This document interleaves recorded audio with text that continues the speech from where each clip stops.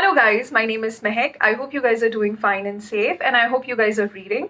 For those of you who are coming back, welcome back. I'm so grateful for you guys to come each week here. For those of you who are new, my name is Mehek. I come here every week to talk about one book that I have finished reading this past 1 week, and basically here to spread some love on books and beautiful words. The book that I finished reading recently, it's called The Bookish Life of Nina Hill. That's how it looks. It's a paperback. It's by Abby Wexman. I've been wanting to read this book since a very long time.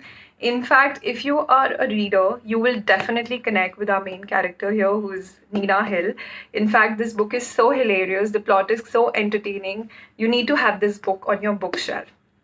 Coming to our story now, Nina Hill is our main character. Her mom is a world-class photographer. That means, she's constantly traveling around the world. But Nina is someone who has spent her childhood alone in Los Angeles with her nanny. That's the time she fell in love with, because she was alone and in solitude, she fell in love with books. So that's how she spent her, entire childhood curled with a book and with her nanny. She's now nearly 30 and she has a fabulous job. She works in a bookstore. I mean, imagine that. My dream job too. So she works in a bookstore and she has her own apartment. She has a grumpy cat called Phil, and she's also part of many book clubs. Then on certain days of the week, she takes part in these various trivia tournaments at local bars. By the way, she's a trivia nerd, so she's almost won all the tournaments, that are happening, in her town. So much that from a lot of bars that they have actually banned Nina because she knows all the answers and she's winning all the tournaments. So basically they have, banned her. So that's how her perfect life is. She's happy to be living in her perfect, shell with books and cat and her bookstore. That's pretty much what Nina's life is. And on certain days, when she thinks there is more to life, like it says in the book, she just shrugs and picks up a new book. That kind of sounds familiar because for me also, there are days, when I feel like sad, angry, or low, or even if I'm happy or any emotion, I just, kind of go into that philosophical mood that what more to life, I just pick up a new book. So that's where you connect as a reader to Nina. So yeah, this is pretty much what Nina life is all about. But life has different plans for her. Now, one day she suddenly discovers that, her mom was actually lying to her. So when she was young, her mom said, that she doesn't know who Nina's father is. But now Nina knows that her mom was lying to her, and in fact, her father is dead. She comes to know about this when one day she's at the bookstore and a lawyer walks in and tells her that her father is dead, and also Nina is part of the will, so she has to be present for the will reading. Now, Nina also discovers that the father was married thrice. That means Nina has sisters, brothers, nephews and nieces, and a whole lot of this family who is, living in the same town. That also means that Nina have to talk to a lot of people and who are strangers. So that whole idea is very horrifying to her because she's someone who is an introvert, likes living in her own shelf, and is not looking to talk to strangers, So the whole idea of this whole big family living in the same town and soon meeting them and talking to them basically sounds horrifying to her. Now, besides the family track, we also have a very cute, that makes you go romantic angle. So Nina has a, trivia nemesis, Tom, who is actually very cute and funny, and he actually likes Nina as well. But the problem is that he doesn't read. Yeah, he doesn't read. So will he make the cut? Now, I'm going to keep their love story a secret about what actually happens. For that, you have to read the book. I think it is so cute, their love story, how it turns out. So yeah, that romantic angle is also there besides the whole family thing. Besides this, there are also mental conversations with our cat, Phil. So, for example, when Nina comes home and she's very tired, one day she has a conversation with Phil, mental conversation, that after she returns home, wherein Phil asks her, how was your day? And Nina says, my day was terrible. And then the cat says, you know what, I'm going to go and catch a rat and bring it for you because protein is actually good for you. So yeah, conversations like that. What then follows is this, funny interactions, with Nina's family. So the part where I think the book is, part hilarious and funny when Nina is interacting with her new family, and it's part cute and mushy when she has this whole thing going on with Tom.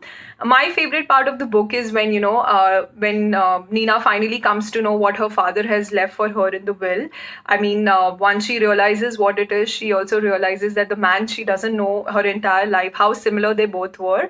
That part again, the will part, what she finds out, it's nothing what you would have imagined. So what she finds out, I'm going to keep that as well a secret for you, but that has to be my most favorite part of the book. So yeah, I think the book is perfect. Like I said, the plot is extremely entertaining. You're going to laugh so hard when you're going to read about Nina interacting with her family members, and then at the end of the day, when you're going to read the ending, you're going to sigh with this big happiness.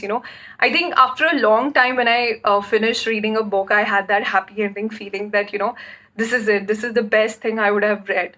So yeah, that's mainly what the book is all about, completely filled with bookish references, bookish jokes, and things a reader constantly has in their mind and undergoes. I'm going to, as always, read some of my favorite parts and tell you what I like in the book.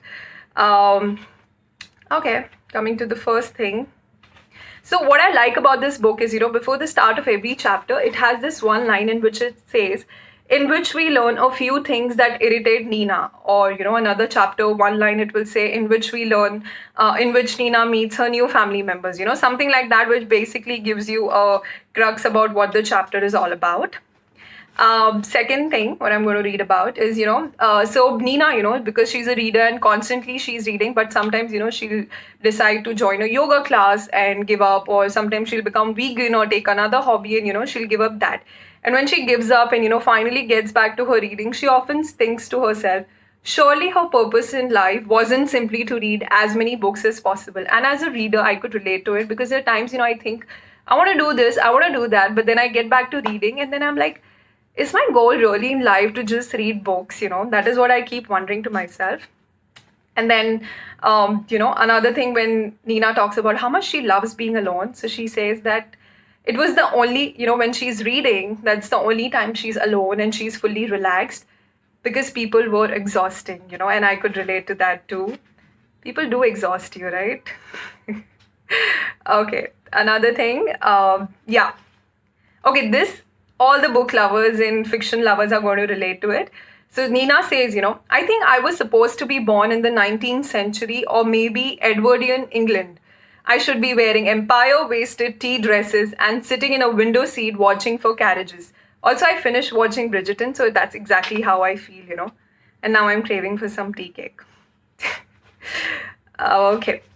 Also, Nina has, because she's super organized, she has a, habit of maintaining these to-do lists. What she's going to do. So the book is filled with that as well. The book is too good. I think you just pick it up and read it. Trust me, you will love it. Okay, again, another, very funny thing. So when Tom, meets her at the bar and they're heading home and he's like, are you sure I can come to the home? Because I haven't done the required reading. He's also very scared how to make his move, because he knows that Nina loves book and he doesn't like reading, but he doesn't read as often as Nina does. Okay, reading another this cute thing when, Tom is contemplating whether he should propose her or not. He says, this was not the good idea he had thought it was. Maybe this girl wasn't a good fit for him after all. He hadn't read Jane Austen, hadn't seen any of those movies, didn't like reading, didn't like being organized, didn't like what knowing every minute of the day should look like. And then she moved her head and there was that scent again, honey and lemons. And he knew he still wanted to take her out, wanted to see if he could get under all those organized layer and, actually propose to Nina, which I think is so cute. Again, interesting, very quote that Nina says, I want to be left alone, not by everyone, just by most people. I like a quiet life. I love a quiet life too as well.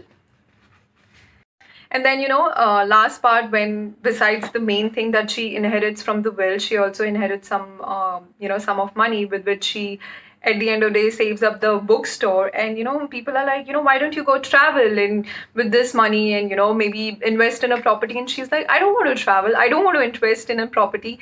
I want to run this bookstore. Why is it so difficult for people to believe that? And I think if I have that kind of money as well, I think the only thing I can think about is, besides traveling, I love to travel, is open my bookstore. So yeah, that is what the whole book was all about. I really hope that you guys pick this book. It's a very special and hilarious and entertaining read. I know I've just gone on about and said this many times, but please give this book a try. I'm going to see you next week with another hopefully interesting book. Till then, take care guys. Bye-bye.